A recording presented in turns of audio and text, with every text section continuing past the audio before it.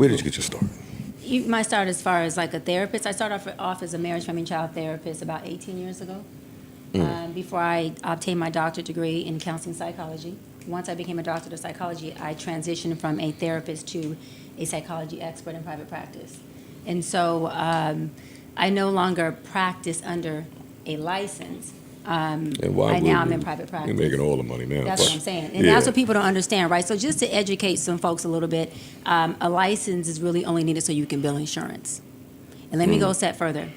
Majority of people who know that in order to bill insurance as a therapist or a physician or a psychologist, psychiatrist, you have to diagnose. Okay. Most people don't want to have a diagnosis on their record. So what do they rather do? Pay out of pocket. That's what I And do. so when I realized that, I thought, well, okay, it may create a gap within our community, our black community, who can't afford health care or afford mental health services. But it also is a way that, as a therapist, two things, you can obviously make what you deserve, because therapy is real. We're giving everything we have in there. And we're unpacking shit, and we're helping you process through things. So it's not us sitting there, well, if you're an effective therapist, saying, tell me more. You should be unpacking, and you should be able to take somebody and drive with them to their goal and give them tools. So anyways, when I realized that, I thought, well, one, I'll just be out of pocket. Two, when I tell my clients the truth, is that in order to bill insurance, I have to diagnose you. And you only get about 6 weeks. In order for me to get 6 more weeks approval, guess what?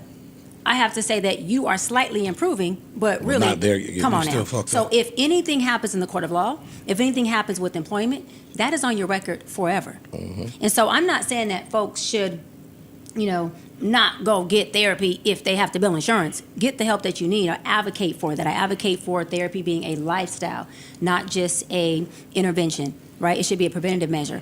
But I am saying that for me, I'm in private practice. I make much more money. It allows me to have more leverage and really be hands-on with my clients. I'm not binded by BBS, the Behavior Board Science rules and regulations and ethics. And so it just opened up a whole nother, floor and industry for me. And then from there, I wrote my book, and I started speaking on platforms. And when I started speaking on platforms, it became an order. I never had an agent. I, never had a manager. You were self-published? I have a team now. I The first self-published book? my first book. The first book, yeah. But from there, it was really just me showing up in my authenticity of who I am. It seems like, I know therapy goes in a lot of areas, but it seems like one of the things that you really light up for is relationship conversations. Relationship, Mark, and trauma. Why? Because I think that it doesn't matter our race, our gender, it doesn't matter our background. One thing that we all can relate on is adversity and some fucking trauma. It doesn't matter what race we are. You can sit a white person from the trailer park here and a black person from the hood. And they may not be able to relate as far as the exact same environment. But when you start talking about pain pockets and trauma, we're going to be relatable. If he's an abandoned little boy and he's a white male and I'm an abandoned little girl, I don't know how to be a white man. He'll never know how to be a black woman. But we could talk about the abandonment issues. We could talk about the pain pockets. We could talk about the effects of it as adults and how it sabotages our relationships. And now we have a commonality. Now we have a connection. And so when you start to take out what I think is more of the surface things, like I'm woman, you're male, I'm black, you're white, that obviously cause a lot of societal constructs and disparities within our community. So they are important. But when we get to the nitty-gritty of who we are eternally, we are a lot more alike than we like to believe. True. And so there's not a lot of separation when you're talking about trauma and abandonment and mental health and pain pockets. We all got them. We all have experienced adversity. I don't care how much money you have, you've experienced adversity. I don't care how broke you are, you've experienced similar adversity where you've been dark, you've been light, you've had days where you were trying to give up. You had days where you were doubtful. You had days where it's just you and God in the room. You got rich people in a beautiful house, 4 beautiful walls, homeless as fuck. Homeless as fuck. But that's all of us. Whether you really been homeless or you in a big house and homeless internally, it doesn't matter. It affects us the same. And so for me, it's relationships, but relationships are also the catalyst to what causes or heals trauma.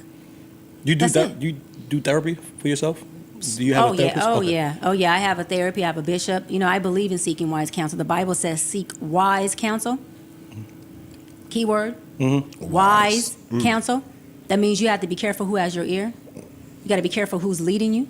Moses led the Israelites out of Egypt. And because he decided to be disobedient when God told him to speak to the rock the second time and not hit it, he hit the rock. So that means they did not get into the promised land. But guess who else didn't get into the promised land? Everybody he led. His followers. Everybody he led. So his followers. So what I'm saying is, especially within our community, we have to be a lot more apprehensive about who the fuck we following. Who are we following? I'm talking about from podcasts to doctors to people with no titles to people who are just opinionists. You know what I mean? To pastors. Who are you following? And are they leading you to a place of failure?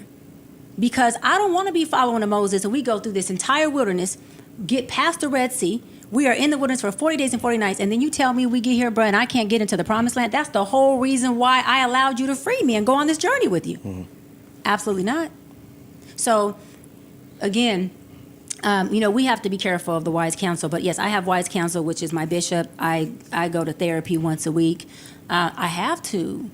I also, I was an abandoned little girl who grew up to be an abandoned woman. So things still trigger me. And yeah, I can manage myself. And yes, I have a lot of tools and I can self-regulate. But you put me in the wrong environment with the right type of bullshit, the little girl in me who is from the inner city, who is a product of street parents, I'm going to turn up. I'll air this thing out without a problem. But that takes management.